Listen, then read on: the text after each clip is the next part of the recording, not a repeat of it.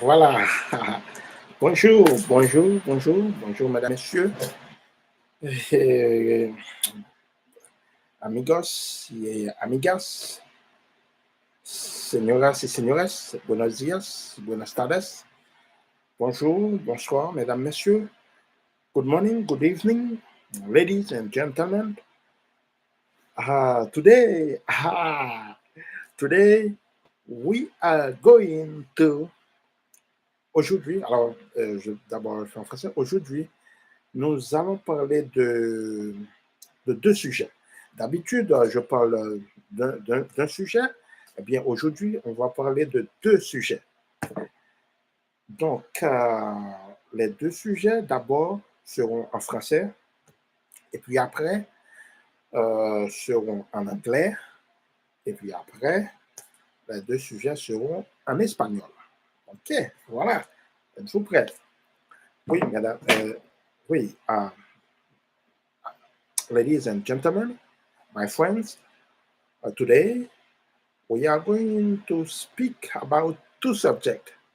Usually, we speak about one subject. However, today we are going to speak about two subjects. First, the subject will be in French, and then the subject will be in English, and then the subject will be in Spanish. Ok, amigos y amigas, señoras y señores, hoy vamos a hablar de dos temas.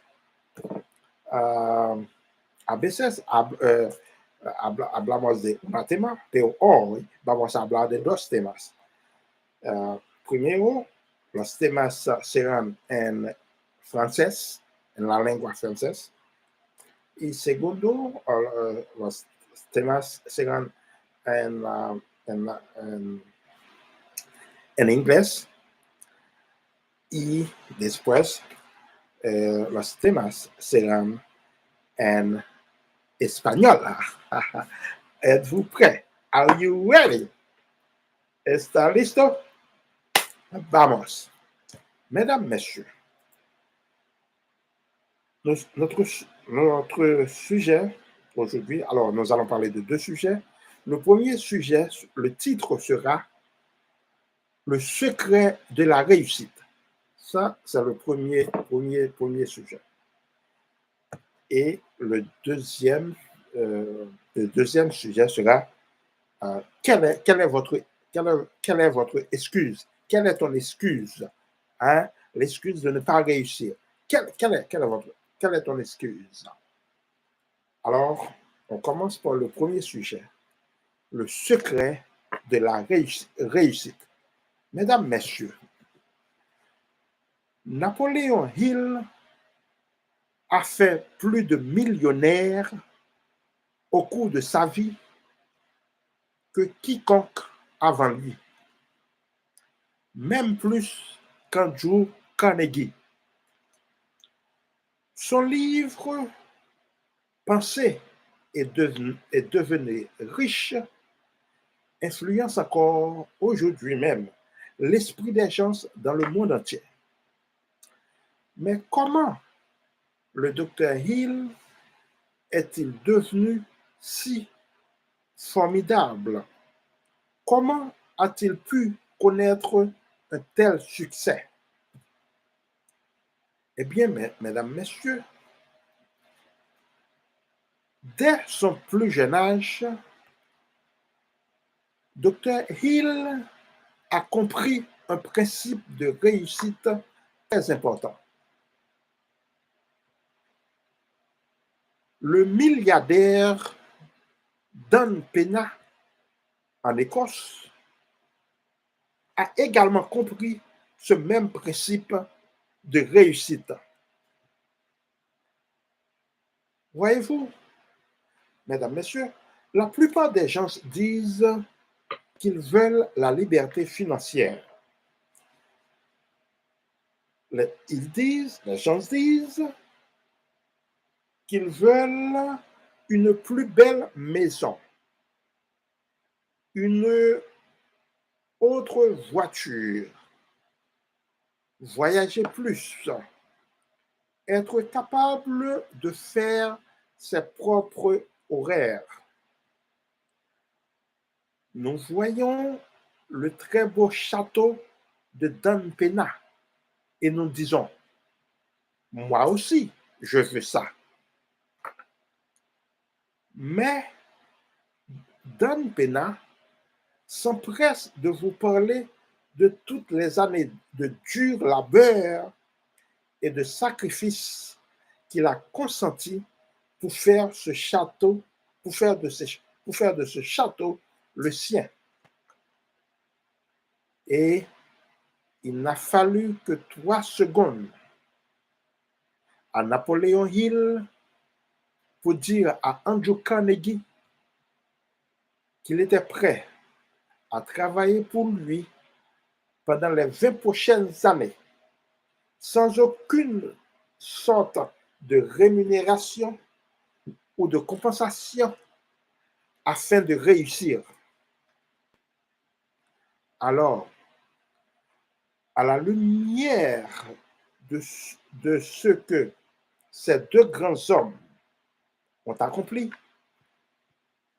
répondez à cette question pour moi. Combien êtes-vous prêt à payer pour votre liberté financière?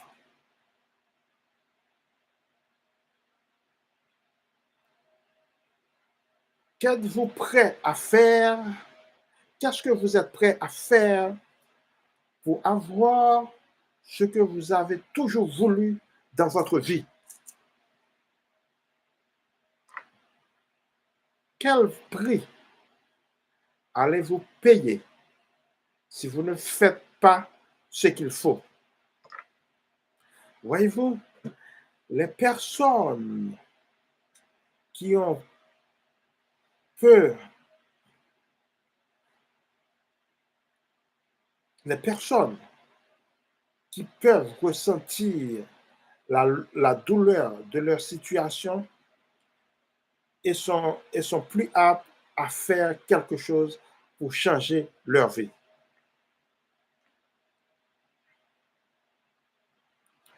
En effet, nous nous dirigeons tous naturellement vers le plaisir et nous nous éloignons de la douleur. Leur défi, bien sûr, est qu'ils doivent apprendre une toute nouvelle façon de faire les choses.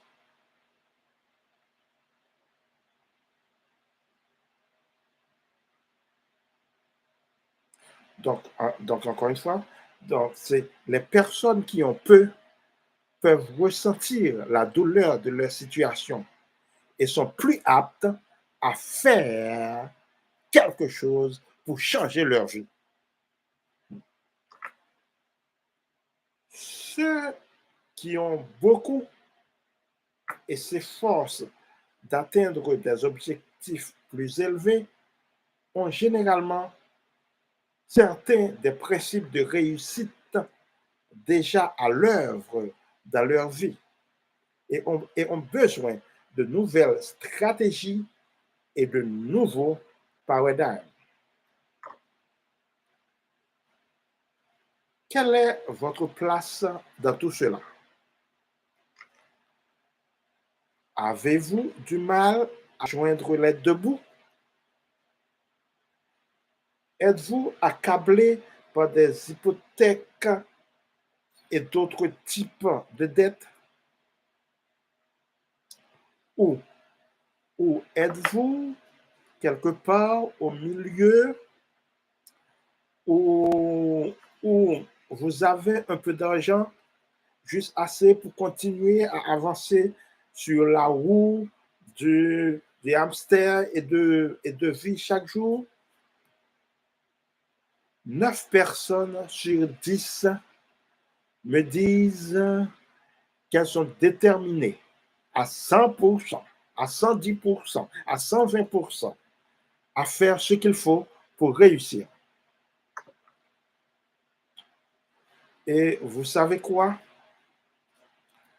toutes ces personnes, sauf une ou deux, ne font que parler et reparler et parler encore et ne sont pas prêts à rebrousser leurs manches et à se gratter les doigts pour faire le travail. Je vous le dis, vous devez choisir la liberté financière et être prêt à faire ce qu'il faut pour y arriver.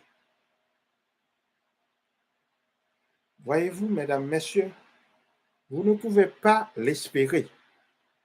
Vous ne pouvez pas souhaiter qu'elle existe. Et vous ne pouvez pas l'obtenir de l'extérieur. Nous n'avons pas tous d'être, nous n'avons pas tous de besoin de devenir comme Dan Pena ou bien comme Napoleon Hill. Mais prenez la sagesse de leur réalisation et faites-la vôtre. Si vous ne pouvez pas consacrer vos 20 prochaines années ou si vous n'êtes pas prêt à sacrifier les précieux moments passés avec votre famille pour obtenir votre propre château, alors faites au moins ceci. Faites un petit pas. Passez un appel commercial supplémentaire. Levez-vous 20 minutes plus tôt chaque jour pour travailler sur votre vision ou faire travailler vos muscles. Arrêtez une émission de télévision.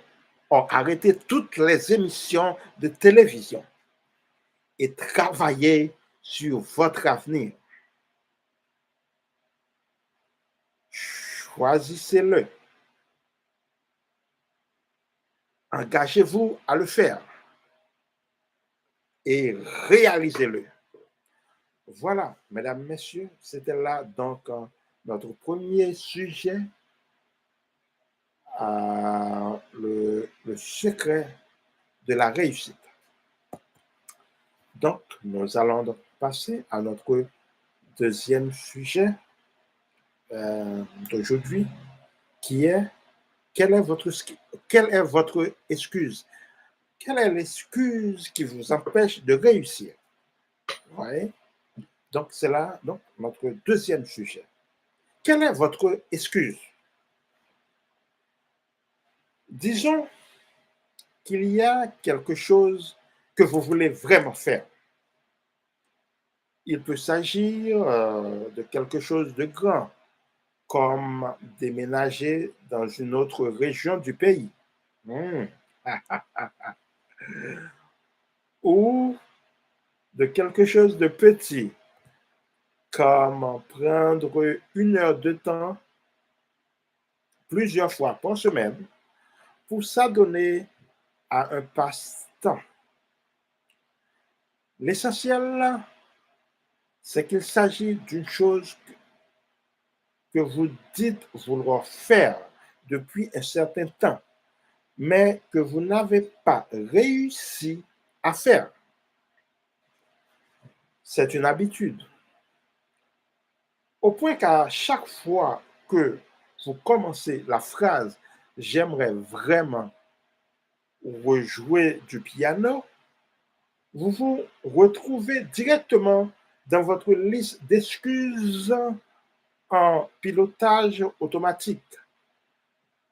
mais je ne peux pas m'éloigner de ma famille, ou, ou c'est une idée stupide parce que je suis trop vieux, ou trop jeune, ou trop occupé, etc., etc. Vous vous dites peut-être que vous n'utilisez pas d'excuses et que vous n'avez que des raisons valables pour expliquer pourquoi vous ne pouvez pas faire ce que vous dites vouloir faire.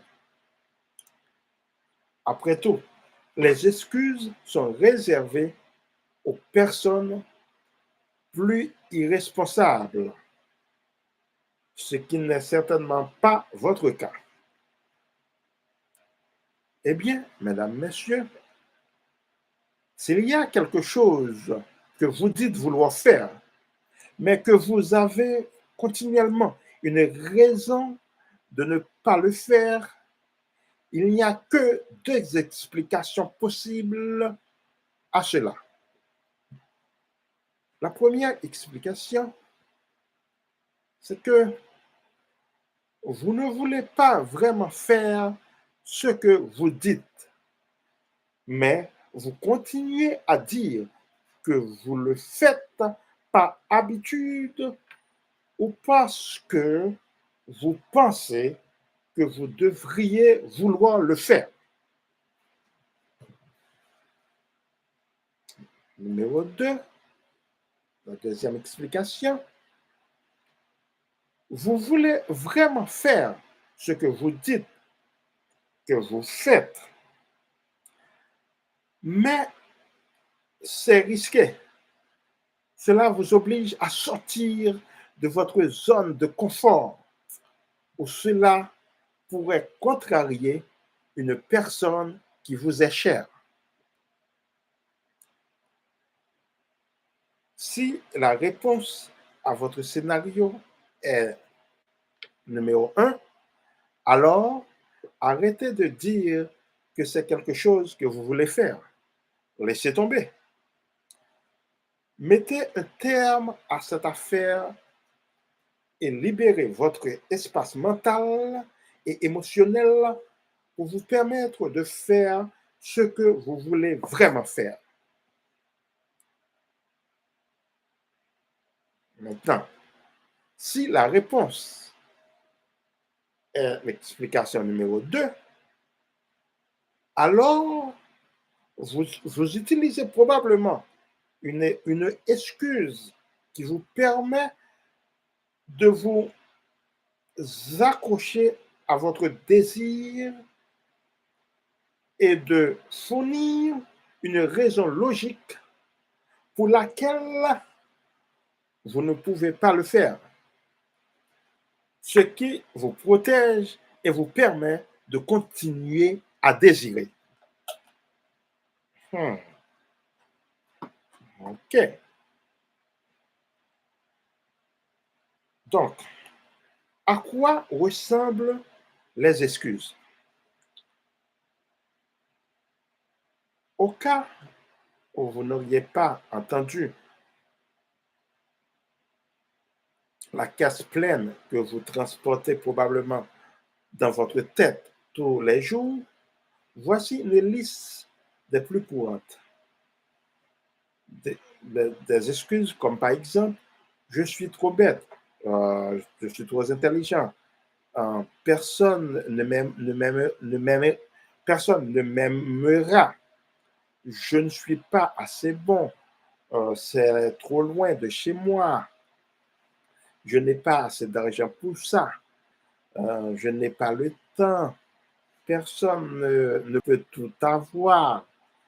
Euh, l'une de ces situations, l'une de ces situations vous semble-t-elle familière? Nous n'utiliserions pas d'excuses si elles ne nous servaient pas d'une manière ou d'une autre. Il est difficile de creuser un peu et de l'admettre. Mais sinon, pourquoi les utiliserions-nous? Simplement pour nous torturer? Voici quelques-uns des avantages que j'ai trouvés à utiliser des excuses. Cela me permet d'avoir raison sur moi-même. Exemple, tu vois, je t'avais dit que je n'étais pas assez bon. Cela me permet d'être en sécurité. Cela me permet de rester bloqué pour pouvoir me plaindre et compatir avec les autres. C'est familier. Après tout, il est plus facile de suivre le courant et de maintenir le statu quo et de baisser le volume des choses que nous désirons vraiment, surtout lorsqu'elles sont un peu différentes de celles de la majorité des gens avec lesquels nous sommes en contact et de la norme sociétale. Au moins, cela semble plus facile, mais cela a un coût. Et ce coût peut aller du manque d'épanouissement et d'étincelles dans notre vie jusqu'à la dépression ou la maladie. La chasse aux excuses. La première chose à faire pour éliminer vos excuses est de les identifier, puis de comprendre le bénéfice que vous tirez de leur utilisation. 1. Faites la liste des 3 choses que vous dites régulièrement vouloir avoir ou faire. Numéro 2. Énumérez les raisons que vous vous donnez à vous-même et aux autres pour expliquer pourquoi vous ne pouvez pas avoir ou faire ces choses. Numéro 3. Appliquez le test présenté plus haut dans cet article pour déterminer si vous voulez vraiment ce que vous dites vouloir ou non. Si la réponse est non, alors laissez tomber. Si la réponse est oui, continuez à m'entendre. Une fois que vous avez dressé la liste de ce que vous voulez vraiment et des excuses que vous utilisez pour ne pas l'avoir ou ne pas le faire, il est temps de vous plonger dans l'identification de ce qui vous coûte et de ne pas obtenir ce que vous voulez. 1. Dressez une liste de toutes les mauvaises choses que vous craignez de voir arriver si vous prenez le risque d'obtenir ce que vous voulez. Soyez totalement honnête et couvrez toutes les bases, y compris le pire scénario que vous puissiez imaginer. Par exemple, si je déménage à l'autre bout du pays, ma famille ne m'aimera plus et ne viendra plus me voir.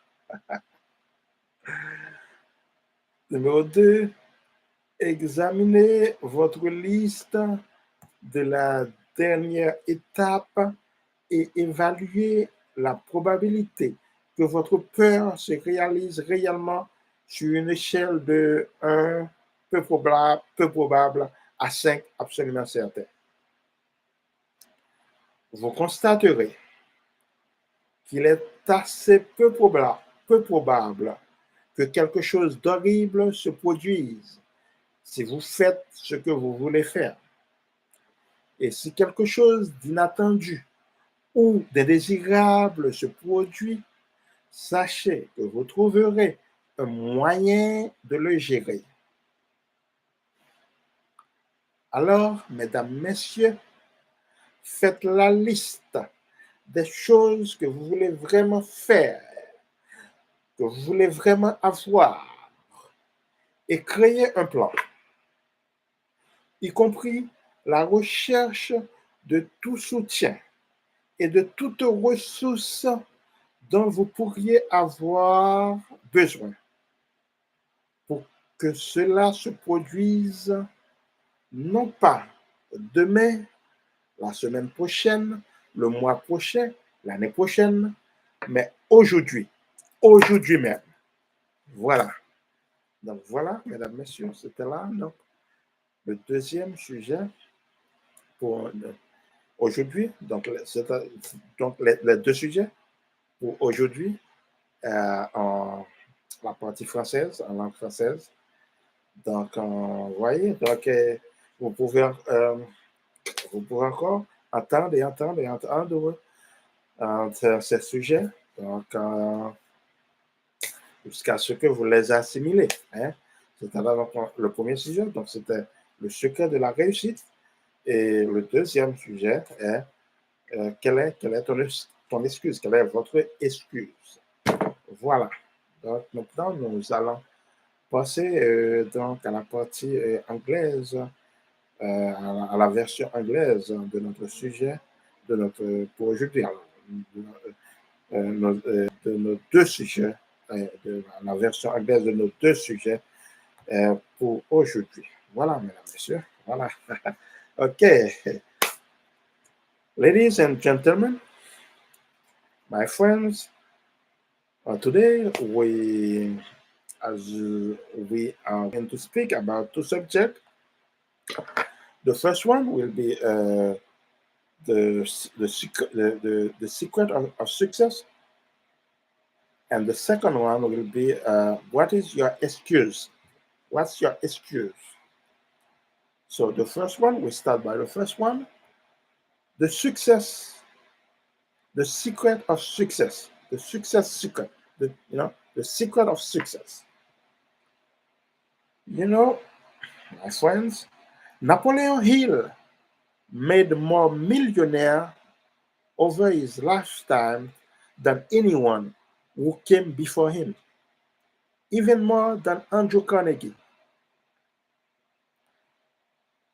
His book, Think and Grow Rich, even today, influences the mind of people all over the world, all around the world. But how did Dr. Hill become so tremendous, so outrageously successful? At a very early age, he understood a very important success principle. The billionaire Dan Pena over in Scotland also understand this very same success principle. Most people say they want financial freedom, a nicer home, a beautiful car. They, to, they want to travel all over the world, to be able to make their your own hours, their own hours. They would love to make their own hours, to work by themselves, to be their own boss. We see Dan Pena obscenely beautiful castle and comments. I want that too. When you see the beautiful house of Dan Pena, this is what they say when they see that. They say, oh, they want that too. A beautiful house like that. However, Dan Pena is quick to tell you about all the years of hard work and sacrifice he put in which made that castle his own. And It took Napoleon Hill all but 3 seconds to tell Andrew Carnegie he was willing to work the next 20 years for him without any sort of pay or compensation in order to succeed. So, in light of what these two great men have accomplished, answer this for me. What are you willing to pay for your financial freedom? What are you willing to do in order to have the things you've always wanted in your life? What price are you going to pay if you don't do what it takes? You see, people who have little can feel the pain of their circumstances and are more apt to do something to make a change in their lives. This is because we all naturally move toward pleasure and away from pain. Their challenge, of course, is that they have to learn a whole new way of doing things. Those who have a lot and still strive to reach higher goals usually have some of the success principle already at work in their lives and just need new strategies and paradigms. Where do you fit in here? Are you struggling to make ends meet?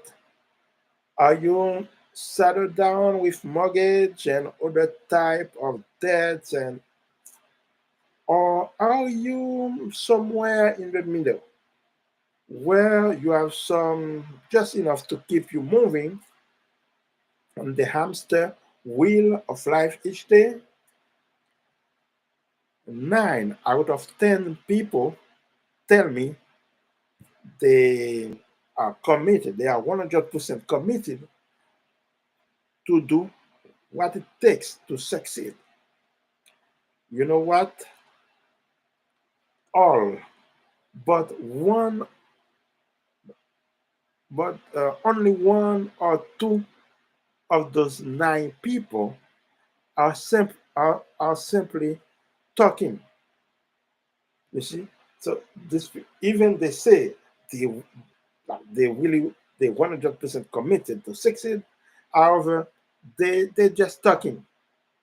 But maybe one or two, are really serious.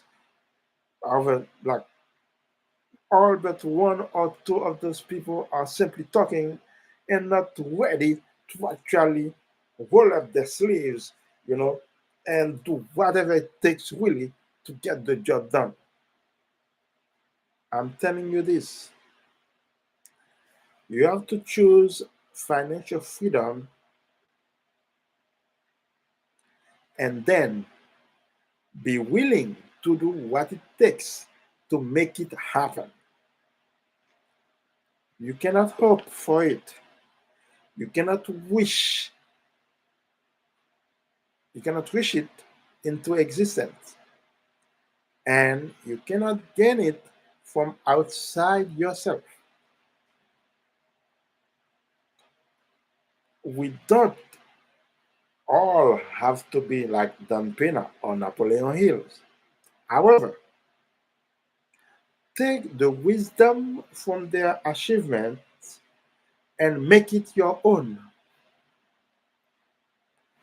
If you cannot dedicate your next 20 years, or if you're not willing to sacrifice the precious moments of being with your family in order to get your own castle, your own mansion, then at least do this. Take a small step. Make an extra sales call.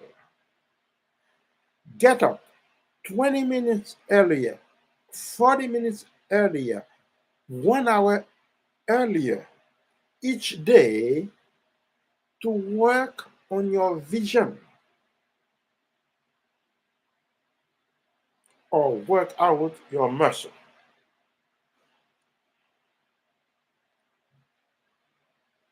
Cut out one TV show or cut out all the TV shows and get working on your future. Choose it, commit to it, make it happen. Well, this is it. So this is, ladies and gentlemen, our first subject. That was our first subject for today. And as you see, today we have two subjects. So now we are going to talk about the second subject. What is your excuse? Ah, what is your excuse? Your excuse not to do this, not to do that, and what is your excuse? Well, let's say there is something you really want to do. It can be something big like moving to another part of the country, or something small like taking an hour of time several times a week to pursue a hobby. The key point is it is something you've been saying you want to do for a period of time, but you haven't gotten around to do it. It's a pattern to the point that every time you start the sentence, I would really love to play the piano again. You flow right into your list of excuses on autopilot. But I cannot take time away from my family, or it's a silly idea because I'm too old, etc. Now, you may be saying that you don't use excuses and you only have valid reasons for why you cannot do what you say you want to do. After all, excuses are for more irresponsible type people, and that is certainly not you. Well, if there is something you say you want to do, but continually have a reason why you don't do it, there are two possible explanations for that. Explanation number one: you do not really want to do what you say you do. You So you don't really want to do what you say you really want to do, but you either continue to say you do out of habit or because you think you should want to do it. Explanation number two: you really want to do what you say you want to do, but it is risky. Force you to step outside your comfort zone or might upset someone you care about. Now, if the answer to your scenario is number one, then by all means, stop saying that it is something you want to do. Let it go. Bring some closure to that damn thing, and that will free your mental and emotional space so you can pursue something you truly want to do. Now, if the answer for you is number two, then most likely you are using an excuse that allows you to hang onto your desire and provide a logical reason why you cannot do it, thereby keeping you safe and still yearning and complaining, yearning. What do excuses sound like? Just in case you haven't heard the grateful you probably carry around you in your head every day, here a list of some of the most common ones, like of excuses, like you're too dumb, you're too smart, no one will like you, no one will love you, uh, you're not good enough. It's too far from your house. Uh, you don't have enough money for that. You don't have enough time. No one can have it all. Etc. Do do any of these sounds familiar? We would not use excuses if they didn't serve us in some way. It is hard to dig a little deep and admit that. However, but otherwise, why would we use them? Simply to torture ourselves? Some of the benefits I have found from using excuses are it allows me it allows me to be right about myself. Example, see, I told you I wasn't good enough. Keep me safe, keep me stuck so I can complain and commiserate with others. It's familiar. After all, it is easier to go with the flow, maintain the status quo, and turn down the volume of the things we truly desire, especially when they might be a little bit different than the majority of people we come in contact with and the societal norm. At least it seems easier, but it comes at a cost, and that cost can be anything from lack of fulfillment and spark in our lives all the way to depression or disease.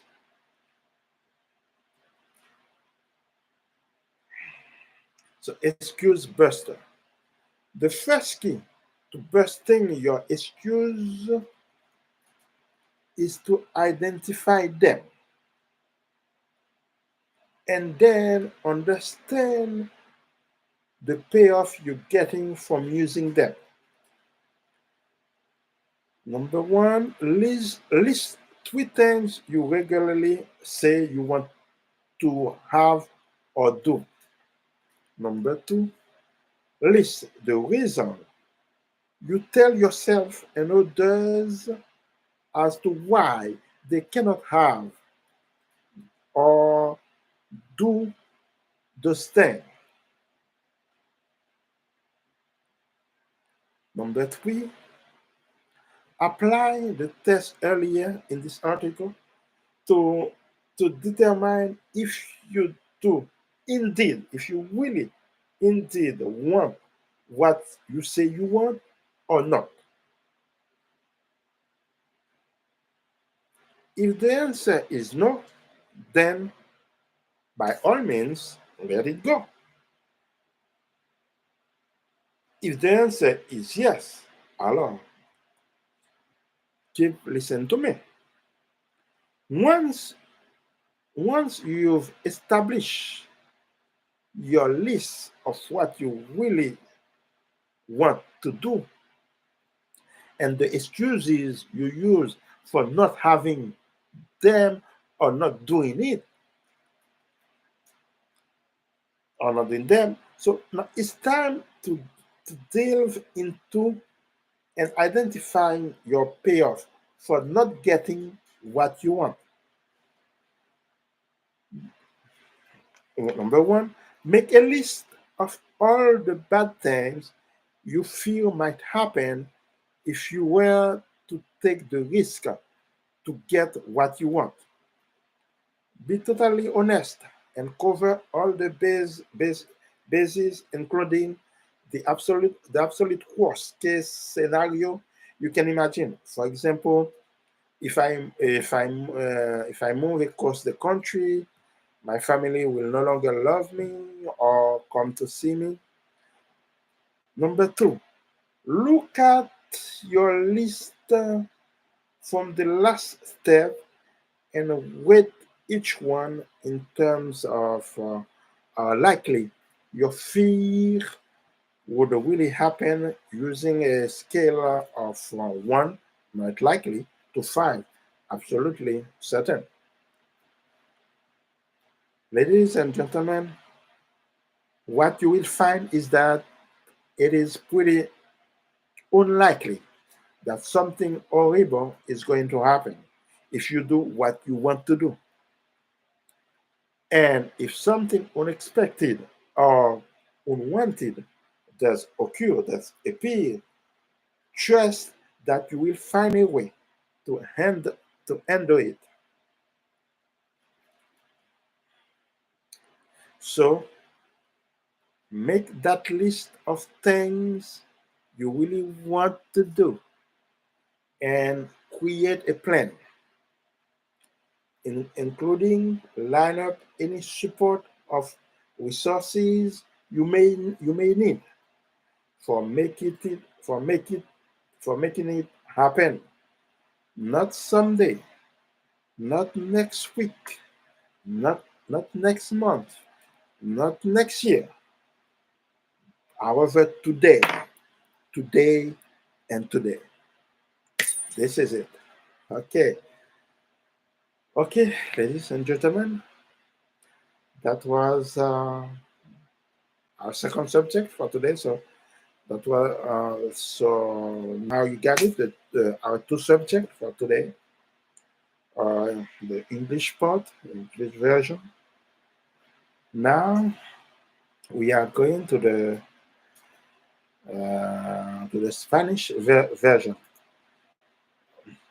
That will be our Spanish version for our two subjects for today. Okay. All right. Yes. Yeah. Amigo y amigas y amigas, señores y señoras, hoy vamos a hablar de dos temas. So, de dos temas. El primer tema, la primera tema es el secreto del éxito. El secreto del éxito. Y la segunda tema es cuál es tu excusa. So, vamos. So, la primera tema, el secreto del éxito. Amigos y amigas, Napoleon Hill hizo más millonarios a lo largo de su vida que cualquiera de los que le precedieron, incluso más que Andrew Carnegie. Su libro Piense y hágase rico aún hoy influye en las mentes de personas de todo el mundo. Pero, ¿cómo llegó el Dr. Hill a ser tan tremendo, tan escandalosamente exitoso. A una edad muy temprana, Napoleon Hill entendió un principio de éxito muy importante. El multimillonario Dan Pena en Escocia también entiende este mismo principio de éxito. Amigos y amigas, la mayoría de la gente dice que quiere libertad financiera, una casa más bonita, una casa más grande, otro coche, viajar más, viajar en todo el mundo, poder hacer su propio horario. Vemos el castillo obscenamente hermoso de Dan Pena y comentamos. Cuando vemos la casa bonita de Dan Pena, la gente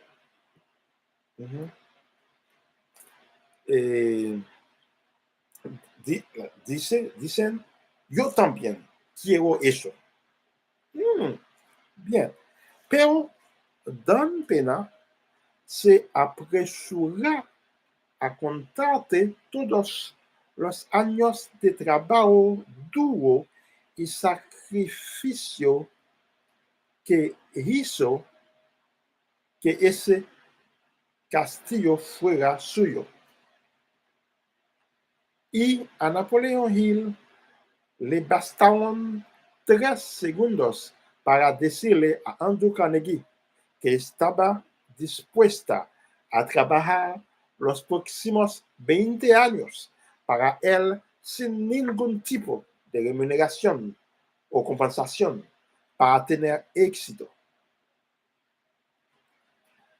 Así que a la luz de lo que estos dos grandes hombres han logrado, contesta esto para mí. ¿Qué estás dispuesto a pagar por tu libertad financiera?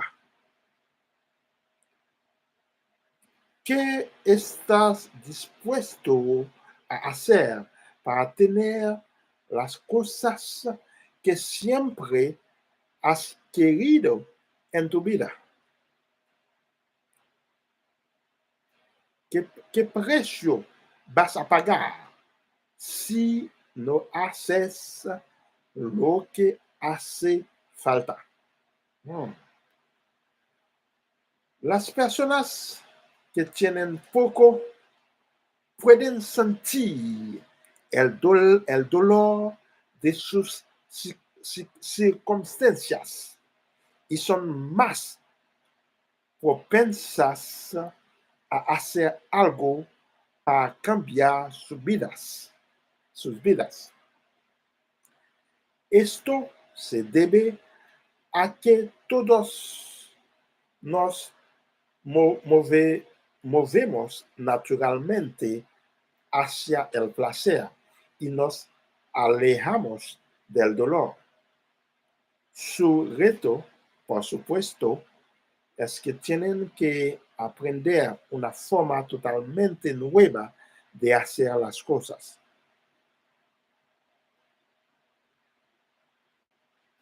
Aquellos que tienen mucho y todavía se esfuerzan por alcanzar metas más altas, generalmente tienen algunos de los principios de éxito ya y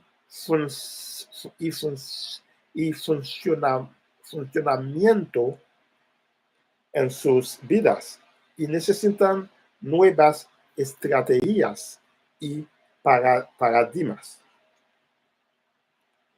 ¿Dónde encaja usted aquí? ¿Estás luchando por llegar a fin de mes? ¿Estás agobiado por las hipotecas y otros tipos de deudas? ¿O estás en algún lugar en el medio donde tienes algo solo lo suficiente para mantenerte en movimiento en la rueda de hámster de la vida cada día? 9 de cada 10 personas me dicen que están 100% comprometidas a hacer lo que se necesita para tener éxito. ¿Y sabes qué? Todas, menos 1 o 2 de esas 9 personas están simplemente hablando para hablar, simplemente hablando, y no están dispuestas a arremangarse y rascarse los nudillos para hacer el trabajo. Te digo esto. Tienes que elegir la libertad financiera y luego estar dispuesta a hacer lo que sea necesario para hacerla realidad. No puedes esperarla. No puedes desear que exista. Y no puedes obtenerla desde fuera de ti mismo. No todos tenemos que ser como Dan Pena o Napoleon Hill, pero toma la sabiduría de sus logros y hazla tuya. Si no puedes dedicar tus próximos 20 años o si no estás dispuesto a sacrificar los preciosos momentos de estar con tu familia para conseguir tu propio castillo, entonces al menos haz esto. Da un pequeño paso. Haz una llamada de ventas adicional. Levanta 20 minutos antes, 30 minutos antes, 40 minutos antes, 1 hora antes cada día para trabajar tu visión o ejercitar tus músculos.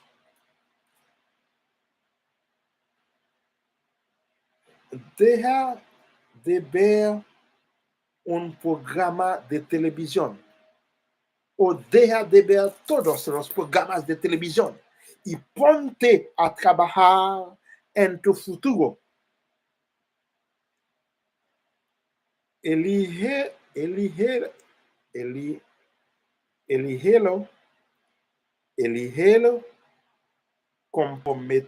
comprométete a hacerlo, hazlo realidad. Aquí estaba nuestra tema de hoy, la primera tema de hoy, porque tenemos dos temas a hablar hoy. So, estaba a la primera tema. La primera tema de hoy. Para hoy. La primera tema para hoy. Y ahora vamos a la segunda tema. Vamos a hablar de la segunda tema. De nuestra segunda tema para hoy. Y la tema número 2 es ¿cuál es tu excusa? ¿Cuál es tu excusa? Digamos que hay algo que realmente quieres hacer. Puede ser algo grande como mudarse a otra parte del país o algo pequeño como dedicar una hora de su tiempo varias veces a la semana a una afición. El punto clave es que es algo que has estado diciendo que quieres hacer durante un periodo de tiempo, pero no has llegado a hacerlo. Es un patrón. Hasta el punto de que cada vez que empiezas la frase me encantaría volver a tocar el piano, desembocas directamente en tu lista de excusas en piloto automático. Pero no puedo quitarle tiempo a mi familia. O es una idea tonta que soy demasiado tonta porque soy demasiado viejo, etcétera. O no tengo tiempo. Ahora bien, puede que, puede que digas que no utilizas excusas y que solo tienes razones válidas por las que no puedes hacer lo que dices que quieres hacer. Al fin y al cabo, las excusas son para las personas más irresponsables y, desde luego, ese no es tú.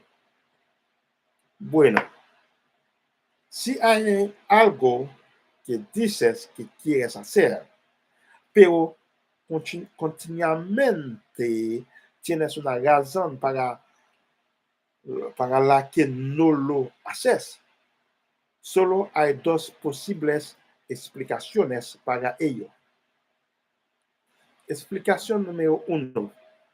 Realmente no quieres hacer lo que dices que quieres hacer. Pero sigues diciendo que lo haces por costumbre o porque crees que deberías querer hacerlo.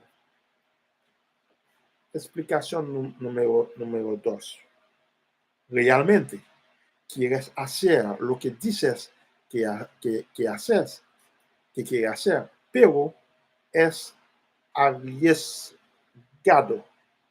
Te obliga a salir de tu zona de confort o puede molestar a alguien que te importa.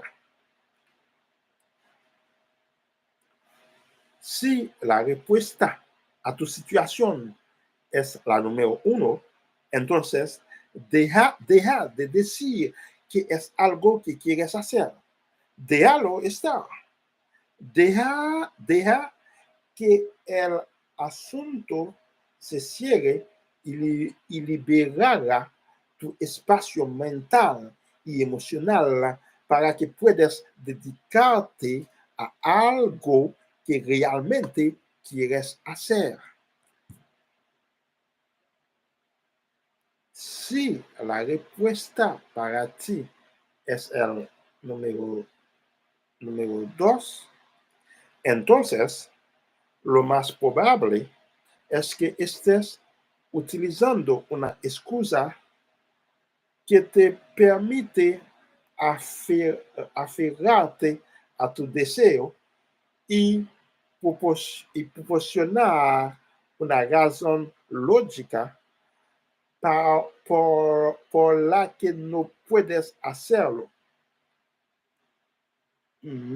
manteniéndote así a salvo y sin dejar de anhelar, de anhelar.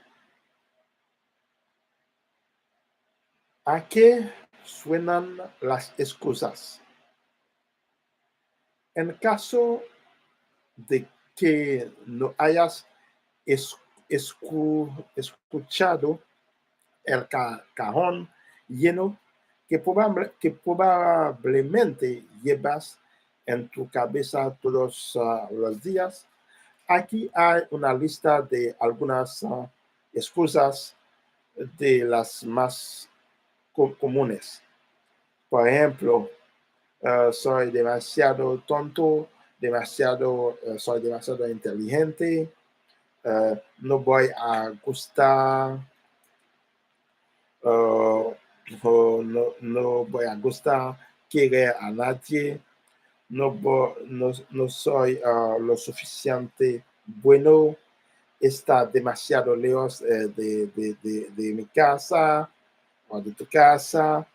No tengo suficiente dinero para ello, no tengo tiempo, nadie puede tenerlo todo, ¿no? Muchas excusas. ¿Te suena alguna de ellas? No utilizarían, no, no utilizaríamos excusas si no nos sirvieran de alguna manera.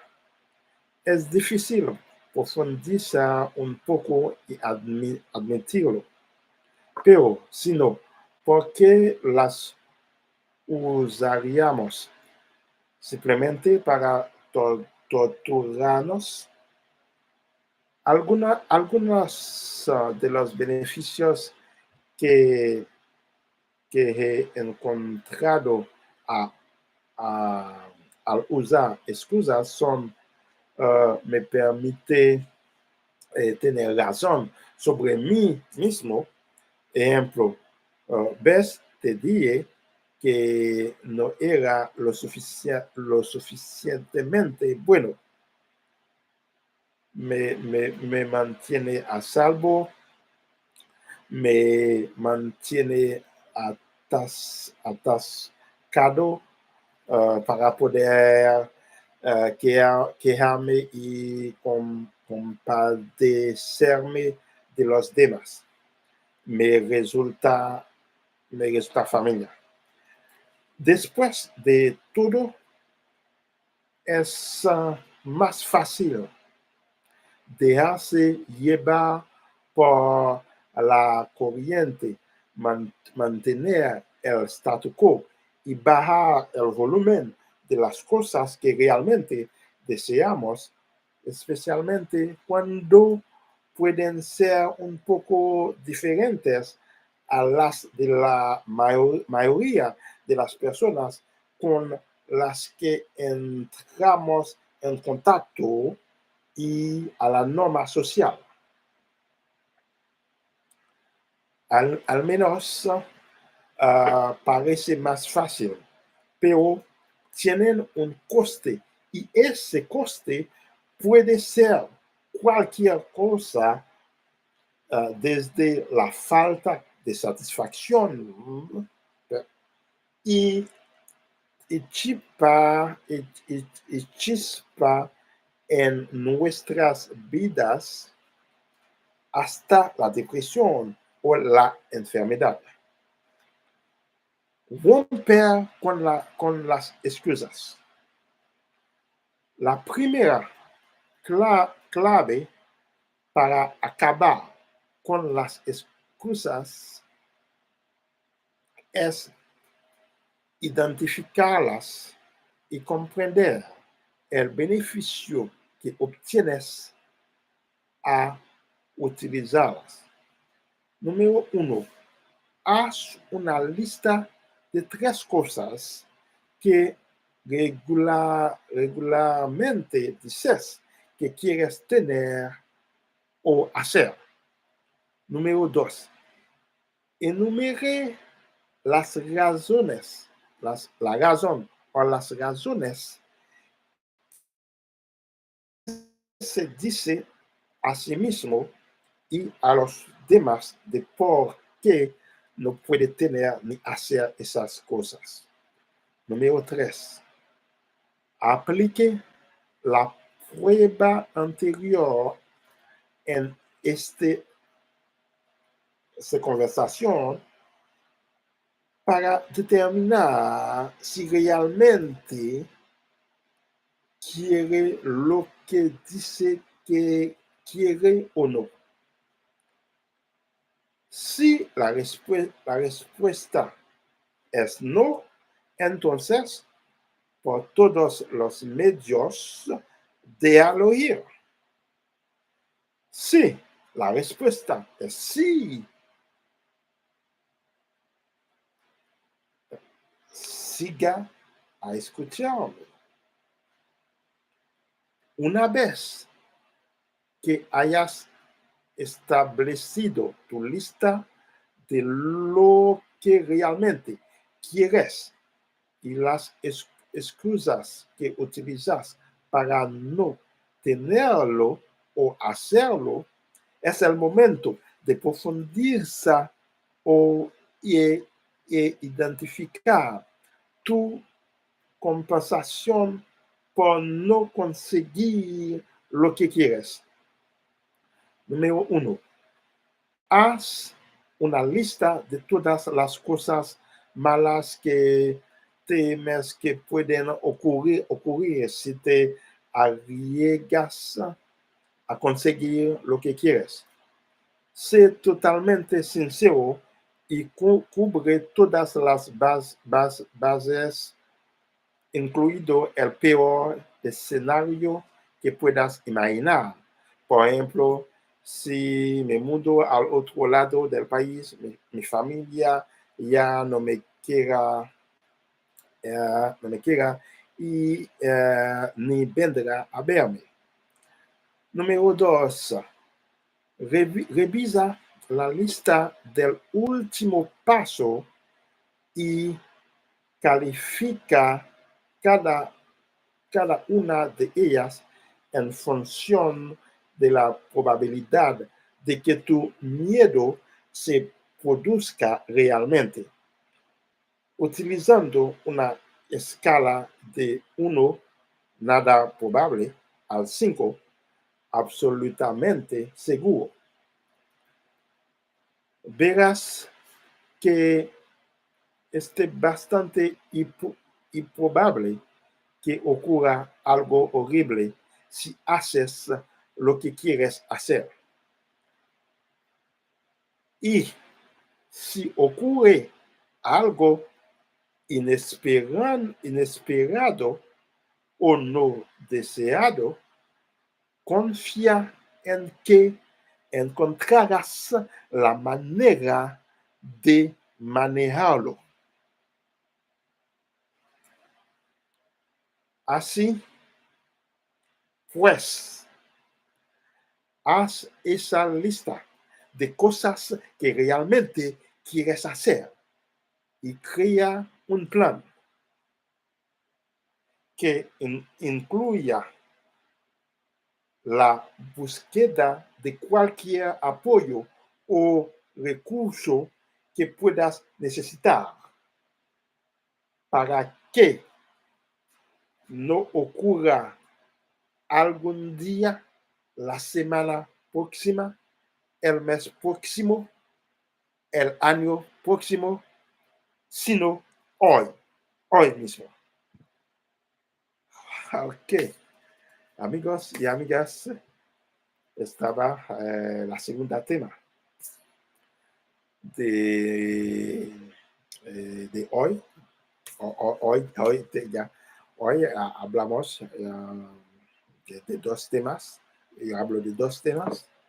So, esta va la segunda tema. Ok.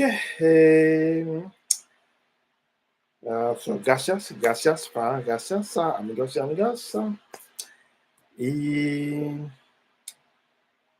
hasta la próxima. Hasta pronto.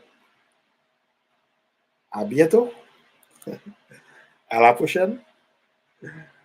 Hasta la próxima. Hasta pronto. Until the next time. And until the next time. Bye-bye.